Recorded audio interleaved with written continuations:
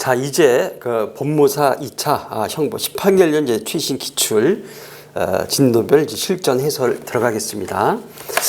먼저 제가 이제 법무사 강의는 원래 제가 그 이제 독일에서 학위를 받고 6년 동안 대학 강사를 했는데, 그때 이제 경기대학교 사회교육원에 법무사 이제 강의 과정이 있었습니다. 그때 이제 많이들 이제 제 강의도 합격을 하셨는데, 그 97년부터 한 이제 5년 정도 거기서 이제 법무사 강의를 하고, 근데 그게 제가 신림동 들어가게 됐는데 상당한 이제 도움이 됐습니다. 그래 놓고는 이제 그렇게 하다가 신림동 들어가서 잠깐 끊었다가 2005년도인가 이제 그때부터, 지금은 없어졌는데 넥서스 이제 법무사 학원이라고 있었어요. 지금 이제 없어진 지 오래됐는데, 거기서 강의를 하다가 2000 이제 그 7년 8년에 합격으로 옮겼었죠. 2007년입니다.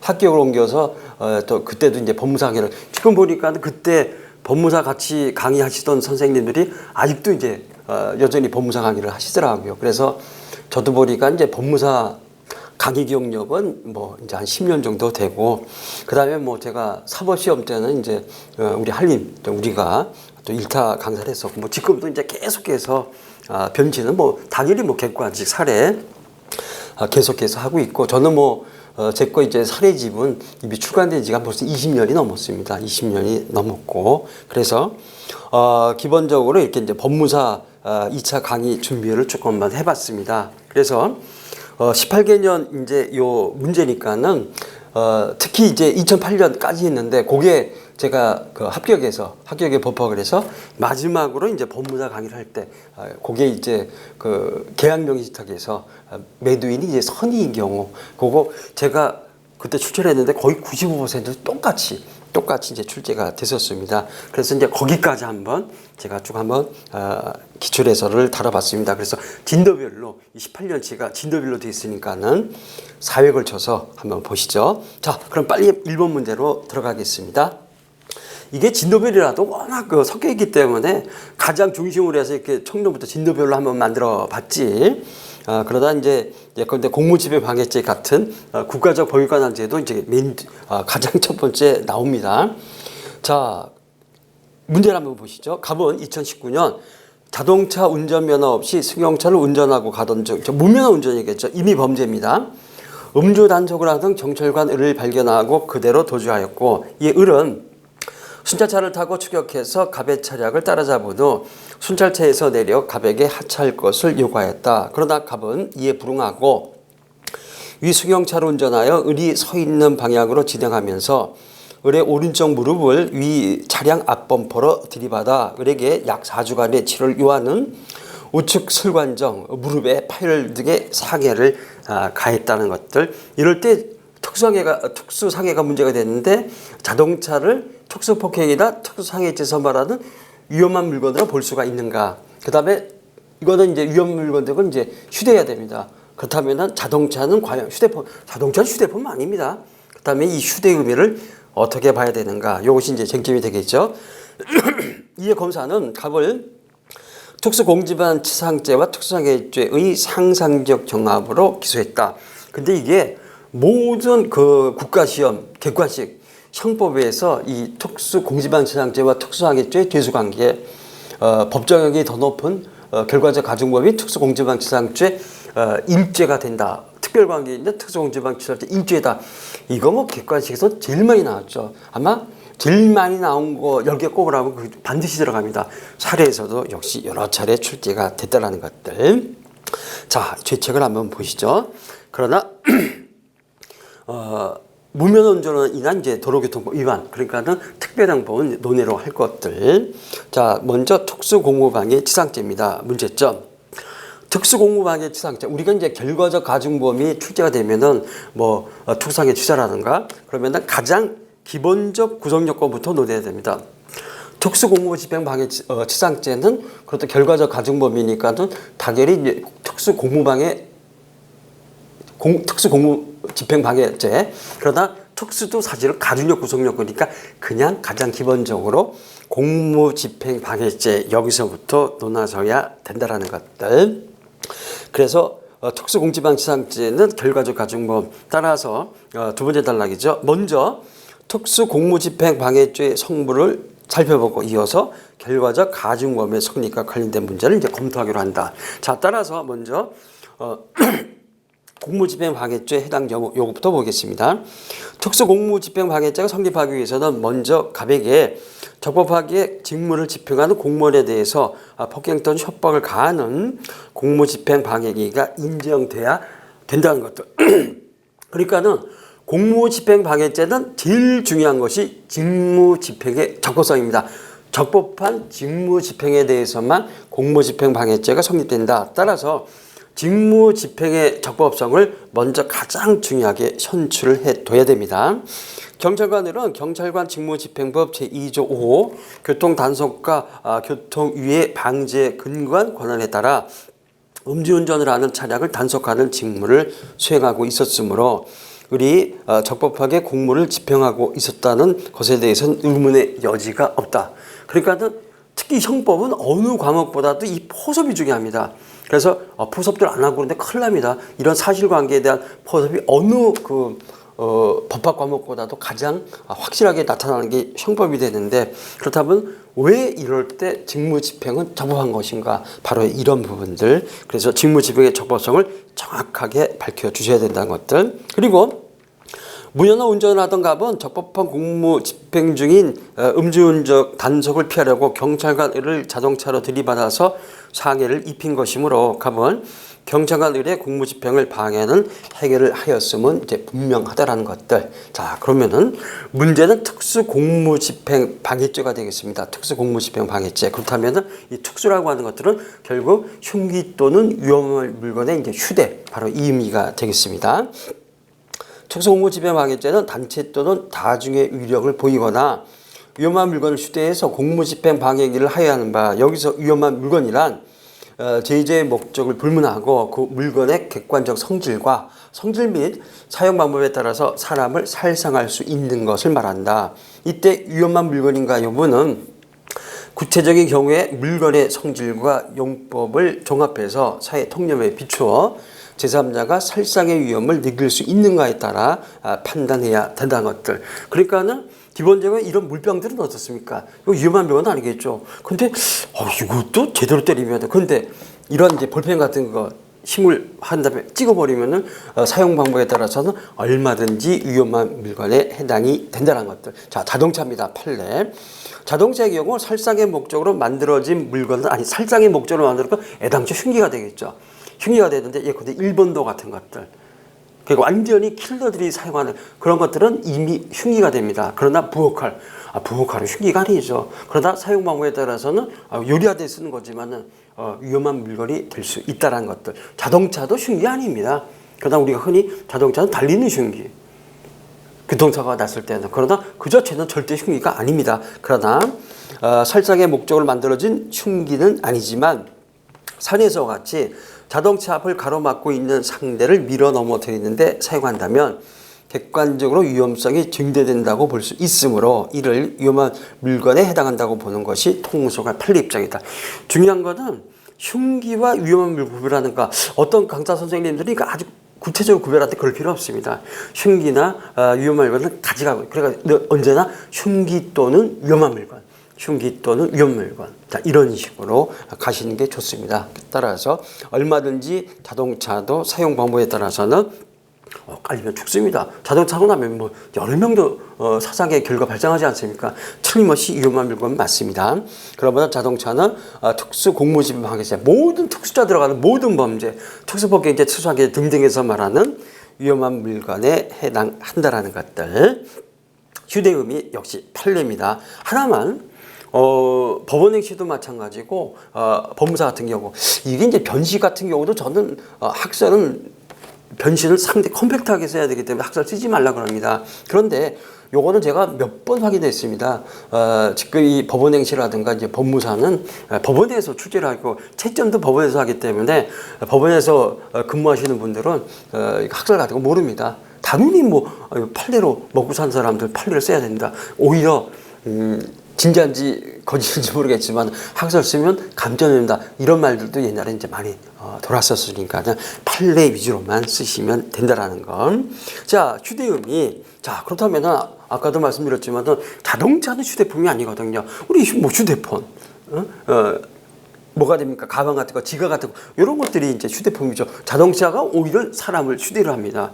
그렇다면 휴대 의미를 어떻게 해결할 것인가? 자, 그랬을 때 대법원 견인용 납부를 요구하는 교통관리 직원을 승용차 앞범퍼 부분으로 들이받아 폭행한 사안에서 폭처법 3조 1항에 있어서 요게 이제 특수 폭행죄, 특수 상해죄입니다. 과거, 지금은 이제 삭제됐습니다. 지금은 삭제됐지만은 특수폭행죄나 특수상해죄 등에 있어서 위험한 물건이라 하면 흉기는 아니더라도 널리 사람의 생명, 신체 해를 가하는데 사용할 수 있는 일체 물건을 포함한다고 풀이할 것이므로 본래 살산용, 일본도 같은 거 파괴용으로 만들어진 것뿐만 아니라 다른 목적으로 만들어진 칼, 가위, 유리병 등등 여기 대법원 판결문에도 자동차가 틀림없이 설치되어 있습니다. 자동차 등은 물론 이러한 것들 얼마든지 사람의 생명, 신체 해를 가하는 데 사용되었다면 본지 위험한 물건이라 할 것이며 그 다음에 간단합니다. 휴대의미. 한편 이러한 물건을 휴대하란 말은 소지뿐만 아니라 널리 이용한다. 그러니까는 기본적으로 휴대란 당연히 소지품, 소지. 그러나 더 나가서 널리 이용하여 자동차를 소지해서 폭행할 수는 없지만은 자동차를 널리 이용해서 폭행할 수는 있죠. 따라서 얼마든지 휴대 개념의 포섭이 된다라는 것들 이렇게 한번 보시고요. 사안의 검토 및 결론인데 하나만. 이건 뭐 제가 지금 이 고등고시 신림동까지 포함해서 이제 우리가 이제 강남에 와 있으니까 26년 차인데요, 올해. 가장 우리가 사례를 해결할 때 어떤 과목도 다 마찬가지입니다. 제일 어려운 것이 이 사안의 검토입니다. 그래서 이게 5공시라든가 법원행시 같으면 이게 논문식이다. 뭐 저도 논문 많이 썼습니다. 논문에서는 그러니까 이게 이제 저자의 주장이죠. 논문 작성자의 주장이 됩니다. 이러이러해서 이런 결에는 배척하고 이 견해를 취하겠다. 그래서 이 사안은 이런 식으로 해결을 하겠다. 이게 바로 이제 논문식인데 우리가 수험생들 진짜 공부하는 과목 무지하게 많습니다. 무지하게 많습니다. 이거 못한다는 얘기죠. 이거 하다가 다 망칩니다. 그러니까는 이거 안 해도 합격합니다. 이거 안 해도 얼마나 합격하기 때문에 지금 뒤에다가 실전 답안을 달아놨거든요. 거기서도 이제 이런 것들은 웬만하면 좀 뺍니다. 그래서 판의 입장만 다시 한번 반복을 한다라든가 그렇게 보시지 지금 이거를 읽을 필요도 없고 뭐 과학기술의 급성을 받 어쩌고저쩌고 이제 제 의견입니다. 못 쓴다는 얘기입니다. 그러니까 가장 판례 입장, 판례는 당연히 타당합니다. 저희가 이제 법원행시 강의할 때도 판례 비판하죠. 네가 뭔데 판례를 비판해? 대법원 판례를 어떻게 비판합니까? 당연히 지극히 성역 말씀처럼 타당하기 때문에 판례 내용을 좀 줄이면서 좀 이따 실전 답안에 잠깐만 한번 보시죠. 줄이면서 그 입장을 반복해서 쓰면서 이러니까는 이 판례에 따라서 이러한 결론이 도출이 된다. 요것만 써주시면 되겠습니다. 이거 뭐 열심히 하려고 하지 마세요. 절대 그런 거 아닙니다. 자, 결론적으로 판례에 따르면 휴대하라는 말은 소지뿐만 아니라 널리 이용한다는 뜻도 포함되어 있다. 따라서 판례에 따라 이제 포섭이죠. 사안의 포섭. 가본 위험한 물건인 자동차를 이용해서 의뢰에게 상해를 가한 것에는 아무런 의문이 없다. 가본 위험한 물건 휴대해서 사람에게 상해를 가한 것을 평가할 수 있다. 갑에게는 일단 특수공무집행 방해죄는 당연히 성립이 된다. 이렇게 이제 볼 수가 있겠습니다. 자, 그러면은 다음 페이지 특수공무집행방지상죄. 경찰관으로는 갑이 위험한 물건인 자동차로 들이받은 탓에 상해를 입은 것이므로 기본 범죄인 특수공무집행방해죄와 사개 사이에는 상당 인과관계도 인정이 된다. 급하시면 안 써도 됩니다. 근데 상당 인과관계 가능하면은 판례는 상당이라는 말을 많이 쓰니까 상당 인과관계 쓰셔도 상관은 없어요. 객관적 기석 이렇게까지 가실 필요는 없습니다. 인과관계가 인정된다. 그리고 본죄는 중간 결과의 사기에 대해서 예견 가능성, 과실뿐만 아니라 고의가 있는 경우에도 성립하는 부진정 결과적 가중법. 갑은 위험한 물건인 자동차로 경찰관을 들이받아 약 4주간의 치료를 요하는 우측 슬관전 파열상 등의 상해를 가했다는 점에서 갑에게는 충분히 상해 고의가 있었다고 볼 수 있다. 결국 갑은 특수공무집행방해죄를 범하여 고의로 의뢰에게 상해를 입힌 것이므로 갑은 특수공무방해치상죄 죄책을 진다라는 것들. 자, 그래서 기본적으로 기본범죄인 특수공무집행방해죄를 범했고 다툼에 들이받아서 자동차를 들이받아서 상해를 입혔다는 겁니다. 그러다 이 공무집행 방해 행위로 인한 폭행행위와 사기행위 사이에는 얼마든지 상당 인과관계가 인정되기 때문에 결과적 가중범위인 특수공지방치상죄가 성립한다라는 것들. 그 다음에 끝에 결과적 가중범 성립하면은 고의의 기본 범죄는 별도로 구성할 필요가 없죠. 사기치사죄가 성립하면 사기죄 성립할 필요 없습니다. 사기치사죄 포섭이 되는 거니까. 그래서 이거는 답안제 굳이 안 쓰셔도 됩니다. 특수상해죄 성보 이것도 짧게나마 써주셔야 됩니다. 자, 위험한 물건을 휴대해서 사람을 상해한 경우는 특수상해죄가 성립하는 바 자동차로 고의로 깔아버렸거든요. 고의로 사람을 쳤다는 겁니다. 그러면은 이때 고의는 미필적 고의가 아니라 확정적 고의. 미필적 고의만 갖고도 특수상해죄가 성립하는데 이거는 확정적 고의다. 왜? 자동차로 쳤으니까. 칼로 사람의 가슴을 찌르면은 목을 찌르면은 살인의 확정적 고의가 인정된다. 미필적 고의만 갖고도 살인의 고의가 인정되는데 충분히 인정된다는 말씀이죠. 따라서 얼마든지 뭐가 됩니까? 특수상해죄가 성립이 된다라는 것들. 자, 죄수입니다. 학설리트도 학설 판례가 일치하지 않습니다. 쓸 필요 없다는 거죠. 판례만 쓰시면 됩니다. 지금 객관식은 견해 다툼이 있으면 판례에 의한 뭐하러 학설을 씁니까? 알 필요도 없고 변치 학생들도 안 쓰려고 하거든요. 그러니까 판례만 써주시면 됩니다. 자, 판례는 이거 객관식 진짜 많이 나온 판례인데 중한 결과의 고의범의 법정형이 결과적 가중범의 법정형에 비해서 경하거나 동일한 경우에는 결과적 가중범이 고의범에 대해서 특별관계에 있다고 해석되므로 결과적 가중범만 성립한다. 그러니까는 결과적 가중범의 법정형과 중한 결과의 고의범, 특수상해죄 법정을 비교해서 결과적 가중범의 법정형이 더 무겁거나 동일할 때, 양죄가 동일할 때 이때는 결과적 가중범이 특별관계이기 때문에 결과적 가중범이 일죄란 얘기입니다. 결과적 가중 일죄만 성립한다. 예를 들자면은 똑같은 판례가 현주건조물 방화치사죄와 살인죄, 현주건조물 방화치사죄 법정형은 사형무기 7년 이상, 살인죄는 사형무기 5년 이상, 7년 이상, 5년 이상. 현주건조물 방화치사죄가 법정이 더 무겁죠. 뒤에 뭐 문제 있습니다. 그러면 현주건조물 방화치사죄 일죄. 이것도 똑같다는 얘기입니다. 이것도 똑같다. 그래서 이것도 일죄. 그러다 이제 여기는 없지만은 객관식은 많이 나옵니다. 여기 없지만은 반대로 중한 결과의 고의범이 더 무거울 때 판례 딱 하나 있습니다. 현주건조물 방화치사죄와 뭐가 됩니까? 강도살인죄. 현주건조물 방화치사죄와 강도살인죄. 강도살인죄는 사형무기. 현주건조물 방화치사죄는 사형무기 7년 이상. 강도살인죄가 더 무겁죠. 이때는 양죄가 상상적 경화. 언제든지 뭐 살해에서 출제될 수 있습니다. 그래서 그렇게 된다는 것들. 근데 이것도 있어요. 현주건조물 방화치사죄, 이제 전속살해죄. 이게 96년도 판례인데 그때 당시에는 전속살해죄도 사형무기. 근데 이게 개정이 돼갖고 지금 전속살해죄는 사형무기 7년 이상 똑같다는 겁니다. 대신 현주건조물 방화치사죄는 자격 상실의 정지가 없어요. 전속살해죄는 자격 상실 정지가 있기 때문에 뭐가 됩니까? 더 이제 무거운 형무를 처벌받지만은 근데 판례는 구속 판례가 없습니다. 그래서 보통 출제를 안 하세요. 출제를 하지 않는다라는 것들.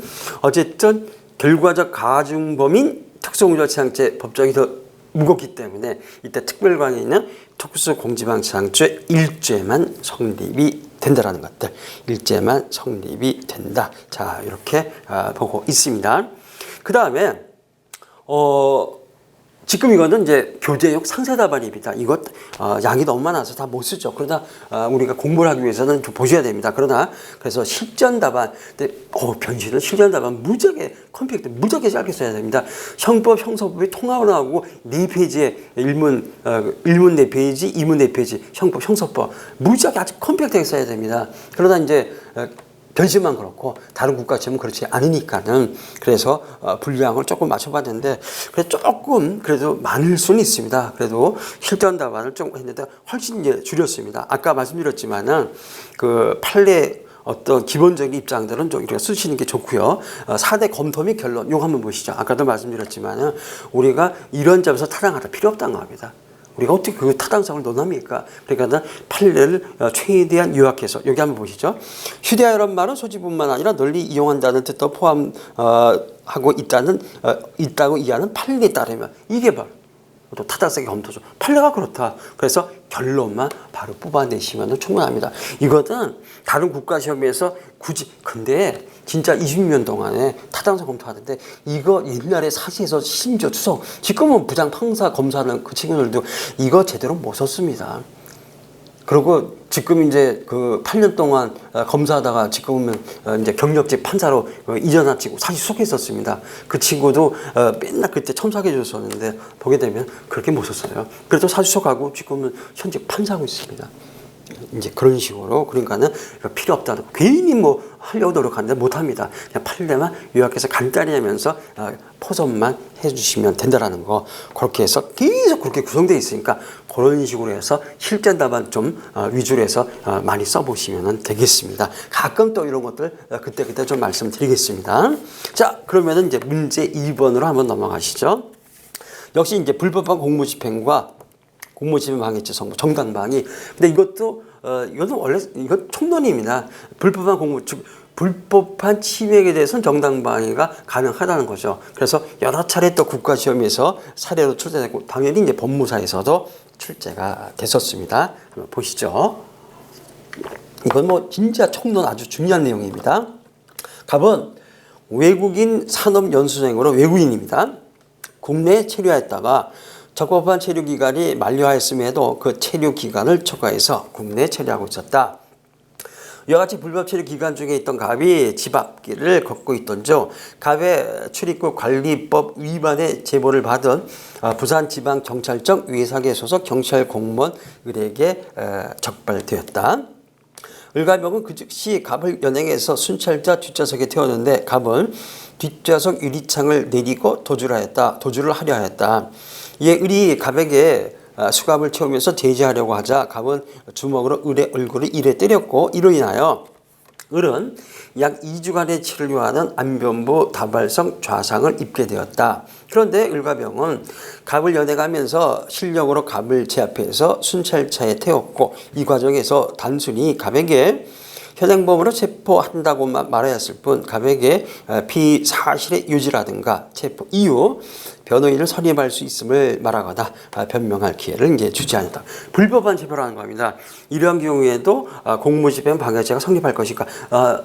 금방 말씀드렸지만은 적법한 공무집행에 대해서만 공무집행 방해죄가 성립한다.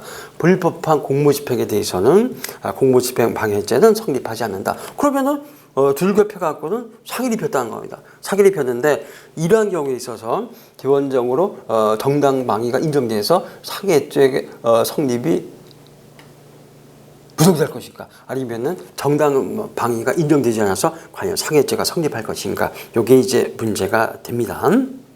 공무집행 방해죄 성부 문제점. 자, 불법 체류자인 외국인 산업연수생 갑이 자신을 현행범으로 체포하려는 경찰관 을에게 폭행을 가하게 해서 공무집행 방해죄. 자, 공무집행 방해죄는 직무를 집행하는 공무원에 대해서 폭행 또는 협박한 경우에 성립하는 범죄로서 범죄 성립에 있어서 공무원의 직무가 적법한 경우에만 범죄가 기재되는 바 경찰 공무원 을과병은 갑을 연행하면서 실력으로 갑을 제압해서 순찰차에 태웠고 이 과정에서 단순히 갑에게 현행범으로 체포한다고만 말했을 뿐 갑에게 피사실의 유지라든가 체포 이후 변호인을 선임할 수 있음을 말하거나 변명할 기회를 주지 아니한 을에게를 적법한 공무집행으로 볼 수 있는지가 문제가 된다는 것들. 자, 그러면은 다음 페이지 현행범 체포의 적법성에 대한 판례의 태도입니다. 한번 보시죠. 1번 검사나 사법경찰관리가 현행범을 체포한 경우에 반드시 피사실의 유지, 체포 이유와 변호인을 선임할 수 있음을 말하고 변명할 기회를 줘야 한다. 이거 오른쪽에 실전 답안에 이거 없습니다. 이거 없습니다. 이거까지 못 씁니다. 상세 답안이니까 이렇게 써놨지 실전 답안에서는 쓸 수 없다. 우리가 이해하기 위한 하나 도구에 불과하다.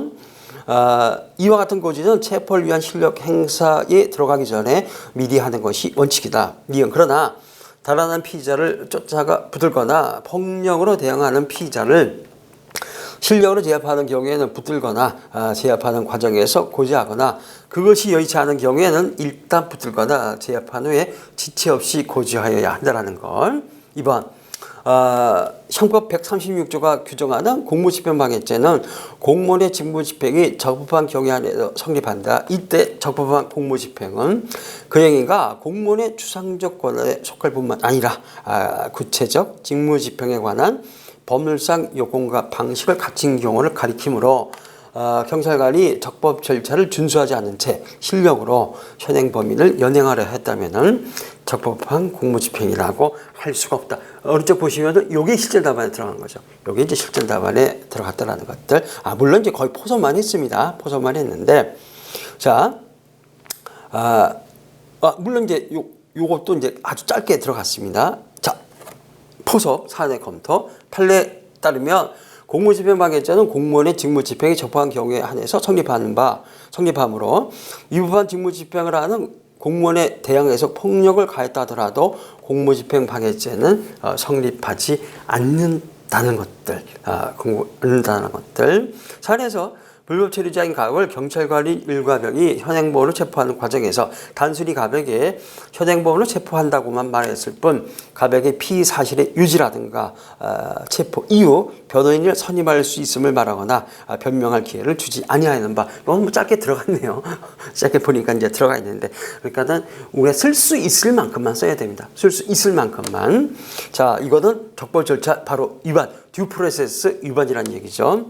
판례에 따르면 경찰관 일과 병이 적법 절차를 준수하지 않은 채 실력으로 갑을 체포하려 한 행위는 적법한 공무집행이라고 볼 수 없다라는 것. 그러므로 현행범 체포의 요건을 갖추지 못하였음에도 불구하고 을가병이 갑을 실력으로 체포하려고 한 행위는 적법한 공무집행이라고 볼 수가 없다. 따라서 갑이 경찰관 을에 대해서 현행범 체포를 거부하는 방법으로서 주먹으로 을의 얼굴을 이래 때리는 폭행을 가했다 하더라도 공무집행방해죄, 왜? 불법한 공무집행이었기 때문에 공무집행방해죄는 성립하지 않는다라는 것들. 자, 상해죄, 정당방위입니다. 객관식에서도 많이 나는데 한번 사례를 써보는 것들이죠. 1번. 갑이 자신을 불법하게 현행범 체포하려는 경찰관 을의 얼굴을 주먹으로 이래 때렸고 이로 인하여 을이 약 2주간의 치료를 요하는 안변부 다발성 좌상 입기한 행위와 관련해서 판례는 경찰관의 현행범 체포가 적법한 공무집행을 벗어나 불법하게 체포한 것으로 볼 수밖에 없다면 현행범이 그 체포를 면하려고 반항하는 과정에서 경찰관에게 사기를 가한 것을 불법 체포로 인한 신체에 대한 현재 부당한 침해에서 벗어나기 위한 행위로서 정당방해 등에서 위법성이 조각이 된다라는 것들. 2번. 경찰관의 불법한 체포를 면하려고 반항하는 과정에서 경찰관에게 사기를 가한 경우 불법 체포로 인한 신체에 대한 현재 부당한 침해에서 벗어나기 위한 행위로서 정당방해에 해당한다는 판례에 따르면 갑이 경찰관 을에게 사기를 입힌 행위는 불법한 체포행위, 즉 현재 부당한 침해에서 벗어나기 위한 정당방위로서 사기행위 위법성이 종합돼서 사기죄가 성립하지 않는다. 무죄가 된다는 것들. 기본적으로 정당방위라고 하는 것은 현재 부당한 침해에 대한 어떤 대응한 행위입니다. 현재 부당한 침해에 대해서는 정당방위가 인정돼서 위법성이 종합돼서 무죄가 됩니다. 대부분의 경우는 폭행 또는 이제 상해가 되겠죠. 여기서도 마찬가지입니다. 경찰관을 폭행해서 상해를 입혔는데 문제는 경찰관의 불법한 직무집행은 현재 부당한 침해가 된다고 합니다.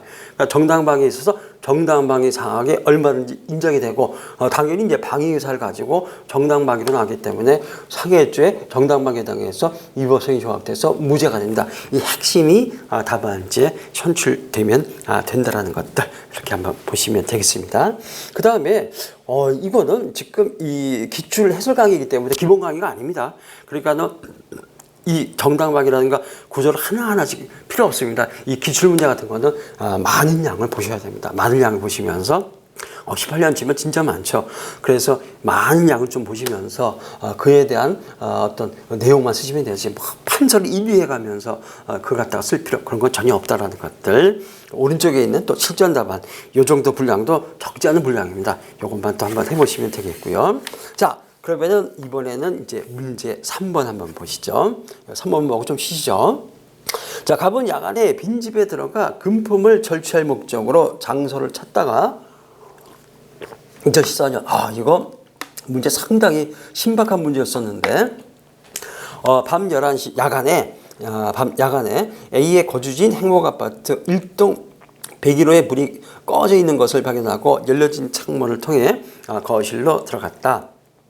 갑이 부엌에서 물건을 뒤지던 중 때마침 A가 귀가했다. A는 어둠 속에서 인기척을 느끼고 도둑이야 라고 소리를 치면서 갑을 붙잡으려 했다.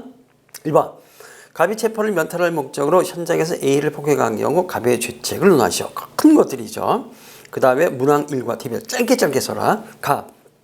갑이 체포를 면탈할 목적으로 A를 폭행한 결과 A가 4주 정도의 치료를 요하는 타박상 등의 상해를 입게 된 경우 갑의 죄책이 달라지는가?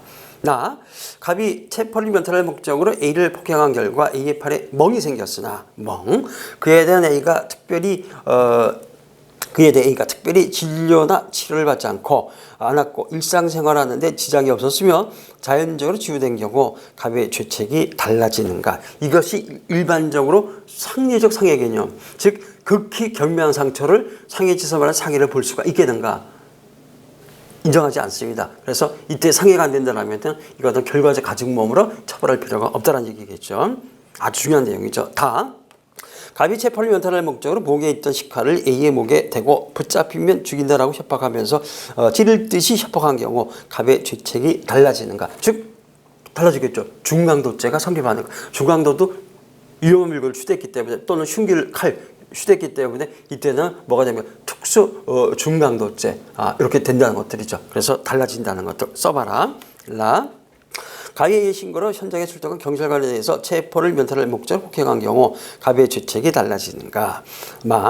갑이 현장에서 100m 정도를 도망하다가 곧바로 A에게 추격당하자 체포를 면탈할 목적으로 A를 폭행한 경우 갑의 죄책이 중강도인데 절도가 절도의 목적으로 절도가 절도기 위해 체포 면탈 등의 목적으로 폭행 협박한 경우 이때 절도기입니다. 그런데 기본적으로 현장에서부터 도주를 했다. 그래도 현장에서 추격이 일어나면은 최장 판례 보면은 제일 긴 거리가 2km입니다. 2km를 추적한 사건 100m거든요. 아무 상관없습니다.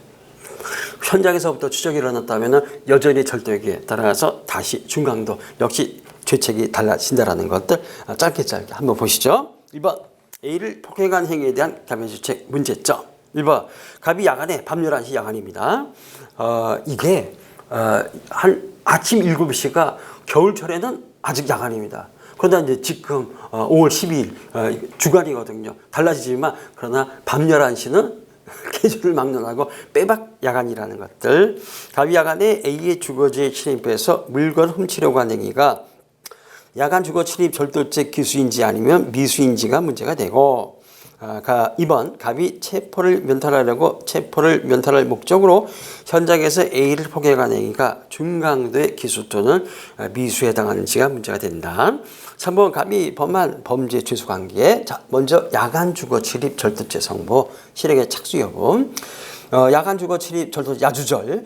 야간에 사람의 주거 등에 침입해서 타인의 재물을 절취함으로써 성립하는 범죄. 판례에 따르면 야간에 타인의 재물을 절취할 목적으로 사람의 주거에 침입한 경우에는 주거에 침입한 단계에서 주거 침입 시입니다. 주거에 들어갔을 때 주거 침입 시에 이미 야간 주거 침입 절도의 실행의 착수가 인정이 된다라는 것들. 자, 그러면 물건을 절취할 목적으로 야간인 밤 11시경에 거주지인 주거인 행복아파트 1동 101호에 불이 꺼져 있는 것을 발견하고 열려진 창문을 통해 거실로 들어가는 주거 침입 행위를 한 것이므로 갑의 행위에 대해서는 일단 야간 주거 침입 절도죄 실행의 착수가 인정이 된다라는 거요. 자, 기수 여부. 판례에 의하면 절도죄는 타인의 소지를 침해해서 재물이 자기의 소지로 이동한 때, 즉 자기의 사실적 지배 밑에 둔 때 기수가 점유 취득 시. 쉽게 말하면 이 물건 이거 훔치려 접촉하면 아직 실에 착수한 겁니다. 집어드는 순간 기수입니다. 집어드는 순간 기수. 바로 이러한 것들. 무거운 물건은 운반수 판례 없습니다. 그래서 무거운 물건은 아직 사례는 안 나옵니다. 다만 이제 그 인목 절취 사건, 인목은 나무는 뿌리째 뽑았을 때 기수가 됩니다. 나무는 뿌리째 뽑았을 때 기수. 또는 아주 굵은 나무는 베어서 쓰러뜨렸을 때 이제 기수가 되겠죠. 그러나 무거운 물건은 판례가 없어요. 판례가 없다라는 것들. 물론 이제 학설은 운반하기 위해서 차량 등에 실었을 때, 접지했을 때, 그런데 그렇게는 이제 뭐 모의 시험에서 출제가 돼도 본 시험에서 아직까지 그렇게 출제가 되지는 않습니다. 어쨌든 점유 취득 시에 기수가 된다. 그런데 과연 점유 취득이나 한번 보시죠. 그런데 갑이 A의 집 부엌에서 물건을 뒤져온 적 때마침 A가 귀가하였고 이때 갑이 A 소유의 물건에 대한 점유를 득해서 갑 자신의 사실적 지배 밑에 뒀다고 볼 만한 어떠한 정황도 좀 전혀 보이지 않습니다. 뭐 물건을 집어들었다. 예컨대 금부치를 훔쳐서 주머니 속에 넣었다. 그런 거 보이지 않는다는 얘기죠. 따라서 갑의 절책에는 아직 미수, 기수 이런 것이 아니다. 야간 주거지 절도는 미수라는 것들. 그래야만 중강도로 가면은 중강도, 기수, 미수의 구별 기준 이것이 쟁점이 됩니다. 자, 중강도죄 성립 요건의 충족 여부. 중강도죄는 절도가 절도 기회에 재물 탈환한 거 세 가지죠. 재물 탈환한 거, 죄적 인멸, 그 다음에 뭐가 됩니까? 체포 면탈의 목적. 가장 많이 출제가 돼요. 이것도 다 마찬가지입니다. 체포 면탈의 목적이 가장 중요합니다. 죄적 인멸은 판례가 없고요. 재물 탈환한 거의 목적은 판례 딱 하나 있습니다. 딱 하나 있다는 것들. 목적으로 폭행 또는 협박을 가함으로써 성립하는 범죄. 절도범을 가하면 체포 면탈의 목적으로 A에게 폭행을 가하였음은 의문이 없다. 자, 그런데 문제는 절도가 절도 기회의 문제입니다. 시간적 근접성, 장소적 근접성. 여기서는 지금 장소적 근접성이에요. 시간적 근접성은 최소한 뭐가 됩니까? 범죄 종료 이전. 기수 상관없어요. 기수가 되더라도 범죄 종료 이전에만. 장소적 근접성은 범행 현장 도주한 경우라면 범행 현장에서부터 추적이 일어났으면 그때는 장소적 근접성, 즉 절도 기회에 인정합니다. 다만 중강도의 폭행 협박은 절도 기회에 행한 것이 아닌 바, 여기서 절도 기회로 하면 절도범인과 피해자 측이 절도 현장에 있는 경우와 절도에 잇따라 또는 절도의 시간, 장소에 접촉해서 피해자 측이 범인을 체포할 수 있는 상황, 범인이 죄적 인멸에 나올 가능성이 높은 상황에 있는 경우를 말한다라는 것. 갑은 포섭입니다. 절도 현장에서 절도 행각이 발각당하자 체포 면탈의 목적으로 붙잡으려 하였던 A에게 폭행을 가한 것인 바, 결국 절도인 갑은 절도의 기회에 체포 면탈의 목적으로 폭행을 한 것이므로 갑에게는 일단은 중강도에 해당이 됩니다. 자, 중강도의 기수 미수의 구별 문제. 갑은 야주절이 미수인 상태에서 체포 면탈의 목적으로 집주인인 A에게 폭행을 가하였는 바, 이는 전혀 지물을 절취하지 못한 상태, 미수인 상태에서 이루어진 것이라는 것. 그런데 중강도의 미수의 결정이 전원합의자 판결문에서만 견해가 3개입니다. 절도행위를 기준으로 한다. 다수기한. 아니다. 폭행 협박을 기준으로 한다. 소수기한. 별개가 또 있습니다. 둘 다 미수여야만 미수가 인정되고 하나라도 기수이면 중강도는 기수다. 판결문에만 3개의 견해가 드립니다. 이때는 필요 없죠. 다수 견해만 따라가시면 됩니다. 판례는 절도 미수범이 폭행 협박을 가한 경우 강도 미수에 준해서 처벌하는 것이 합리적이라 할 것이다. 만일 강도죄에 있어서는 재물을 강조해야 기수가 됨에도 불구하고 중강도의 경우에는 폭행 협박을 기준으로 이게 2004년도 전원합의체 판결이었는데 판례든 그 이전 판례든 기존의 판례는 폭행 협박이 기수여야만 기수이면은 중강도 기수. 그러니까 그 2004년 이전에는 벌써 22년 전이네요. 2004년 이전에는 중강도는 미수인 경우가 존재하지 않았습니다. 왜? 폭행 협박은 100% 기수거든요. 100% 기수. 중강도 따라서 기수가 될 수밖에 없었다. 그래서 중강도의 미수는 2004년 이후에만 비로소 인정이 됩니다. 그걸 이제 비판하고 있는 거죠. 만일 강도죄에 있어서는 재물을 강조해야 기수가 됨에도 불구하고 중강도의 경우에 폭행 협박을 기준으로 기수와 미수를 결정하게 되면 재물을 절취하지 못한 채 폭행 협박만 가한 경우에도 중강도의 기수로 처벌받게 됨으로써 강도 미수죄와 불균형이 초래가 된다라는 것들. 그러니까는 지금 중강도나 강도는 죄질은 똑같습니다. 불법의 정도는 똑같은데, 자, 폭행 협박은 언제나 기수예요. 강도건 중강도건. 그런데 예컨대 재물 탈취를 실패했다. 미수에 그쳤다. 그러면 강도는 폭행 협박, 재물 탈취 실패했으니까 강도 미수입니다. 반대로 기본적으로 중강도는 폭행협박 기준서를 취했을 때, 그 기존 판례를 취했을 때, 폭행협박은 언제나 기수니까 설사 재물탈취가 미수에 그쳤더라도 중강도는 기수. 강도는 미수인데 중강도 기수. 근데 법정 형용은 강도 미수니까는 3년 이상 3년 이하인데 2배를 깎아줍니다. 그러면은 1년 6월 이상 처단형은 15년 이하. 그러다 중강도는 여전히 3년 이상 3년. 아우, 세상에 30년에서 이걸 갖다가 2분의 1을 쳐갖고 15년. 어마어마한 차이죠. 어마어마한 차이. 이게 형평성에 너무나 어긋난다. 바로 이런 의미. 그래서 대법원의 다수 의견은 중강도의 기수미수는 절체행위 기수미수, 절도가 기수이면 중강도도 기수, 절도가 미수이면 중강도도 미수. 이렇게 따진다라는 것들. 자, 이렇게 봤습니다. 그래서 최종적으로 중강도 미수가 되고, 중강도 미수가 성립하면 절도죄는 법정형에서 별도의 죄를 구성하지 않겠죠. 자, 그 다음에 문항일과 대비해서 가의 경우 결과적 가중범의 미수의 인정 여부입니다. 이게 무지하게 중요한 쟁점이고, 재미있게도 자신이 이렇게 해서 아직 변시에서 이렇게 사례가 출제 안 됐습니다. 과거 사시에서는 한 번 출제가 됐었는데, 저는 요거 자주 출제합니다. 얼마 전에 결과적 가중 미수가 되거든요. 이상에 안 하는 데서 법무사에서 이렇게 출제가 됐습니다. 자, 기본 범죄인 중강도는 미수예요. 치상의 결과가 발생했습니다. 그렇다면 중강도는 미수인데 치상의 결과가 발생했다. 즉 결과적 가중범으로서 강도치상죄 성립을 인정하겠는가? 강도치상죄 성립을 인정하겠는가? 기본 범죄가 미수인데 중한 결과가 발생합니다. 그럴 때 뭐가 됩니까? 형법에 결과적 가중범의 미수를 처벌하는 규정이 있을 때, 그냥 일반적으로 강금이 미수인데 치상 결과가 발생했다. 그러면 그냥 강금치상죄 인정합니다. 형법이나 특별한 법에 결과적 가중범의 미수를 처벌하는 규정이 있을 때, 결과적 가중범 미수를 형법에는 342조에 강도치상죄 미수범 처벌 규정이 있다는 겁니다. 강도치상죄 미수범 처벌. 인질치상죄, 해상강도치상죄도 있는데 적용이 안 되죠. 그러니까 빼버리고. 그리고 강도치상죄 중요합니다. 여기에도 342조에 틀림없이 결과적 가중범 미수 처벌 규정이 있거든요. 그 다음에 특별한 법. 옛날에 사실화든가 변시에서는 뭐가 나왔느냐? 성폭력처벌법에는 15조에 특수강간치사상죄, 그 다음에 주거침입, 강간치사상죄, 미수범 처벌 규정이 있습니다. 이렇게 형법이나 특별한 법에 결과적 가중범의 미수 처벌 규정이 있을 때 과연 결과적 가중범의 미수를 인정할 것인가? 이것이 문제가 됩니다. 자, 그런데 형법 342조에 강도치상죄 미수를 처벌하는 규정을 두고 있는 바 갑의 중강도 행위는 미수에 그쳤으나 이 과정에서 A가 상해를 입은 결과가 발생한 점에 있어 형법에 규정된 강도치상죄 미수범 처벌 규정을 근거로 갑을 강도치상죄 미수로 처벌할 수 있는지가 문제가 된다는 것들. 자, 판례.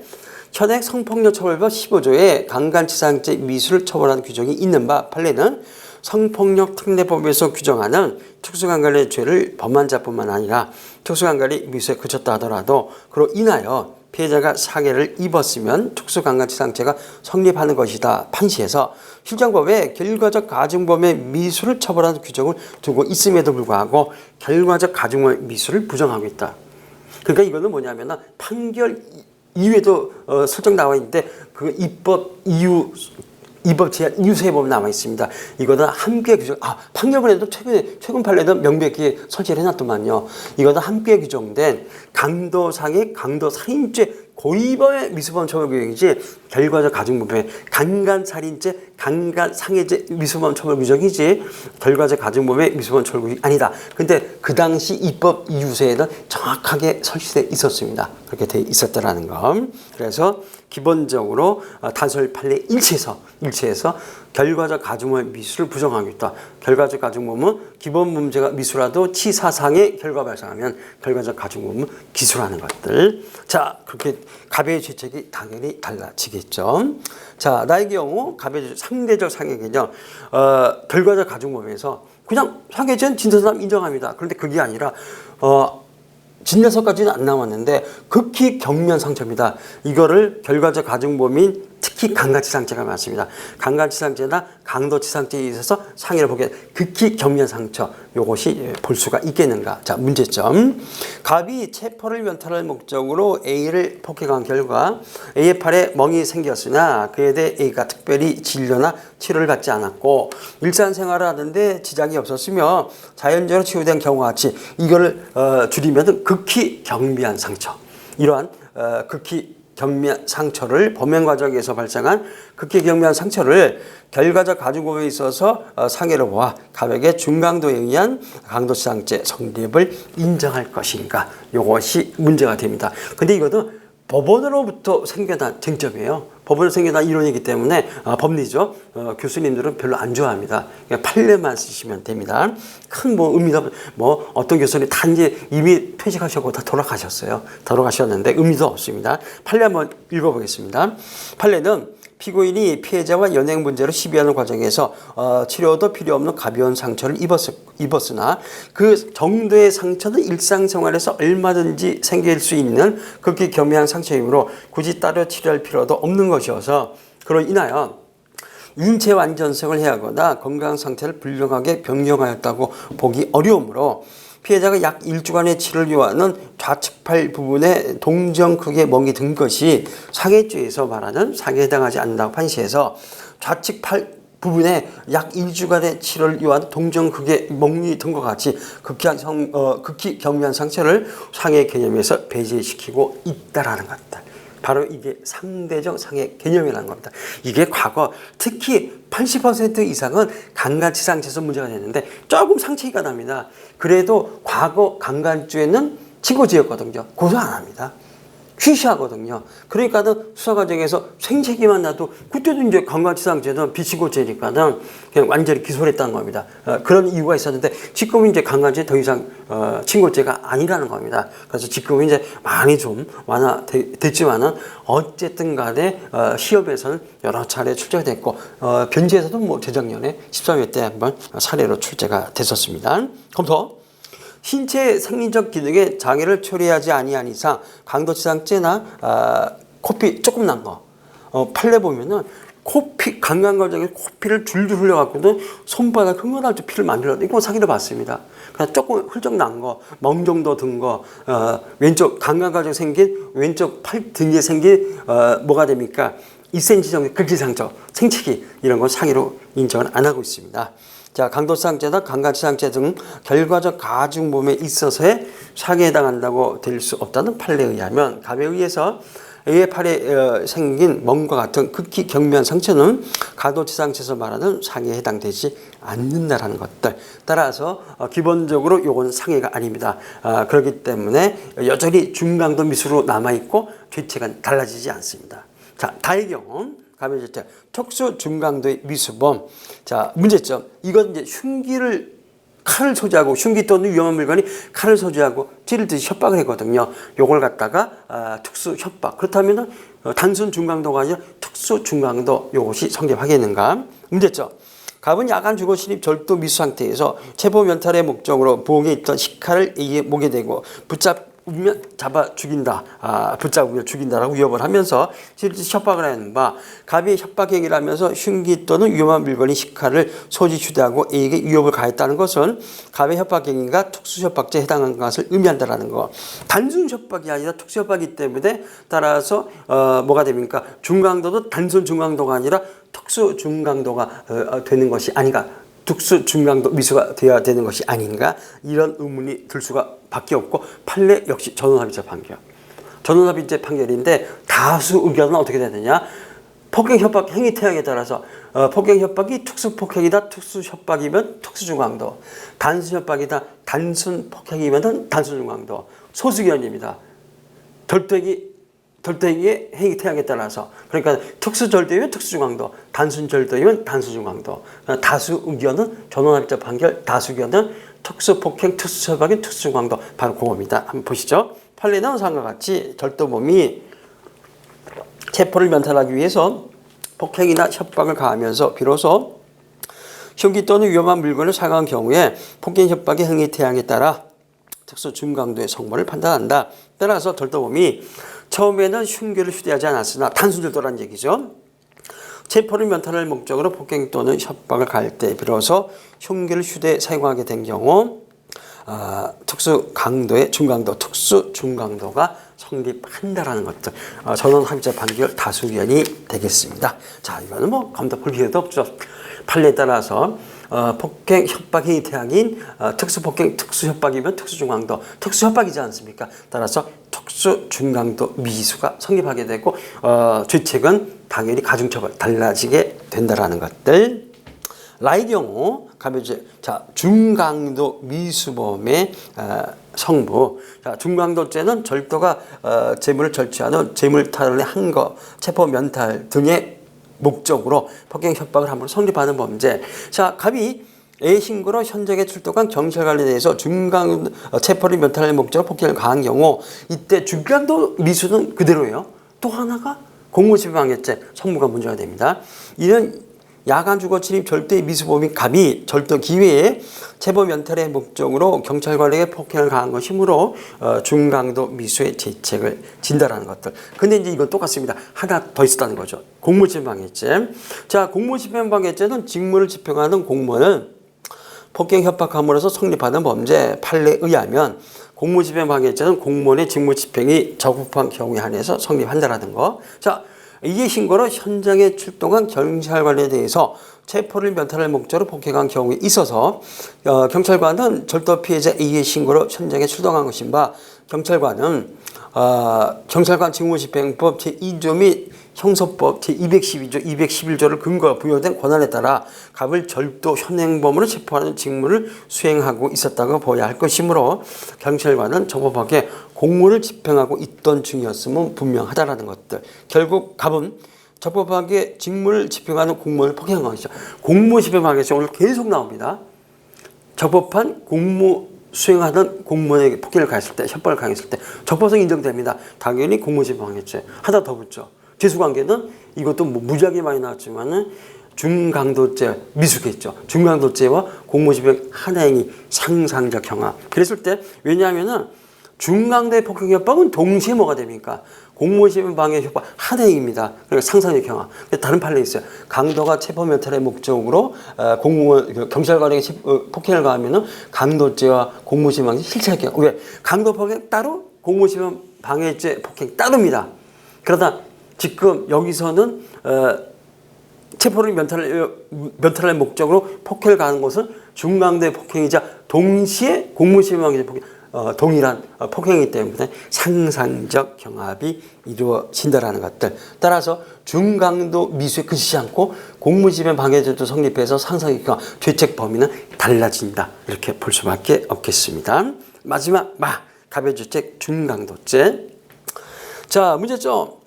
야간 주거 침입 절도 갑이 현장에서 100m 정도를 도망가다가 곧바로 A에게 추격당하자 체포를 면탈할 목적으로 A를 폭행한 경우 갑이 A에게 폭행을 가한 장소가 범행 현장으로부터 100m 떨어진 곳이라 하여도 절도인 갑이 절도 계속 중에 폭행을 가한 것이라고 보아 갑에게 중강도죄가 성립할 것인가. 자, 이것이 바로 절도의 기회, 시간적, 장소적 근접성의 문제라는 것들.